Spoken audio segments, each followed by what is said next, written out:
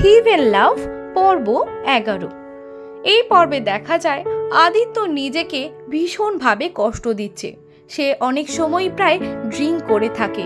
তার মা বুঝতে পারলেও তাকে বাধা দেয় না, কারণ সে জানে তার ছেলের উপর দিয়ে কী রকমভাবে ঝড় বইছে। তাই ভুলে থাকার জন্য যদি ড্রিঙ্ক করতে চায় করুক, কিন্তু সম্পর্কটা এগিয়ে গিয়ে শেষ মুহূর্তে ভেঙে গেলে দুটি মনই অনেক ক্ষতবিক্ষত হবে। এটা বুঝতে পেরেছিল আদিত্যর মা।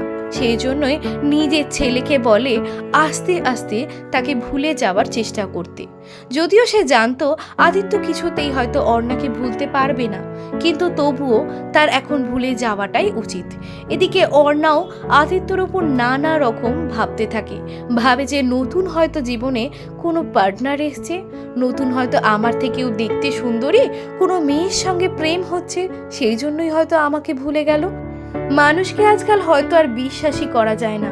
আদিত্যকে যে আমি সম্পূর্ণরূপে বিশ্বাস করেছিলাম, বুঝতে পারিনি যে এইভাবে আমাকে কখনো কষ্ট দেবে। ওকে আমি প্রচুর ভরসা করতাম, নিজের থেকেও বেশি। আমি ভাবতাম যে ও আমাদের সম্পর্কটা শুধুমাত্র প্রেম ব্রেকআপের মধ্যে রাখে না, হয়তো এটা নিয়েও ভবিষ্যতে স্বপ্ন দেখেছিল। হয়তো ভেবেছিল যে এটা নিয়ে বিয়ে হবে, আমাদের সংসার হবে, আমরা একসাথে থাকবো। কিন্তু এই কি, আদিত্য এইভাবে কেন বদলে গেল? হতে পারে ওর জীবনে অন্য প্রেম এসছে, কিন্তু তাই বলে সেই কথাটা তো আমাকে জানাক, আমাকে আসল কারণটা তো বলুক। এইভাবে আমার মেসেজকে সিন না করা বা আমার ফোন কেটে দেওয়ার কি দরকার আছে?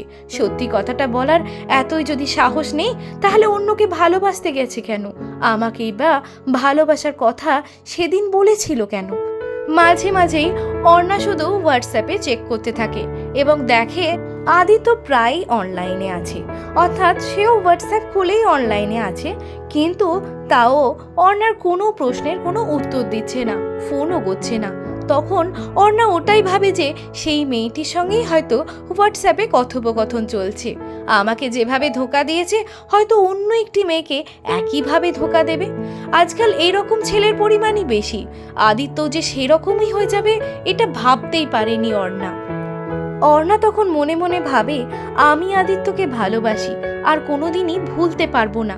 তাই আমার কাছে আদিত্য আমার ভালোবাসা হয়েই থাকুক, যতই সে আমায় ঠকাক না কেন, আমি তাকে ভুলতে পারবো না। কারণ আমার কাছে আদিত্য ছিল আমার প্রাণ। আদিত্যকে আমি নিজের স্বামী হিসাবেই ভাবা শুরু করে ফেলেছিলাম। নিজের সম্পর্কটাকে তো পরিণতি দিয়েই ফেলেছিলাম, কিন্তু আদিত্য হয়তো আমাকে খেলার ছলে ভেবেছিল।